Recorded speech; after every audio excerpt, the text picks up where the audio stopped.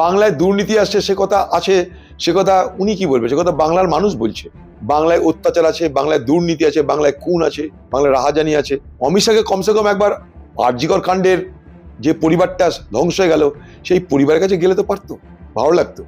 এত দুর্নীতি হওয়া সত্ত্বেও তার হাতে ইডি সিবিআই এত এত তদন্ত, সে তদন্তের পরিণামগুলো কি বাংলা মানুষরাও দেখছে। আর অনুপ্রবেশের গল্প ফিকা হয়ে গেছে। অনুপ্রবেশের গল্প আজকের নয়, এত অনুপ্রবেশের গল্প আমরা শুনেছি এই বিজেপির মুখে অটল বিহারী বাজপেয়ীর আমল থেকে।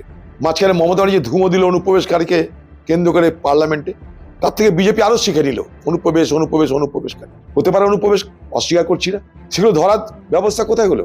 এসআইআর এর নামে নাকি অনুপ্রবেশ ধরা হবে, তো সে এসআইআর তো হলো বিহারে, অনুপ্রবেশ কোথায়? কটা অনুপ্রবেশকারীকে ধরা হলো? কটা বিদেশিকে চিহ্নিতকরণ করা হলো? আমরা তো জানলাম না। আর যদি অনুপ্রবেশকারী এসেই থাকে বাংলায়, তোমরা ধরো, কেউ তো মানা করছে না।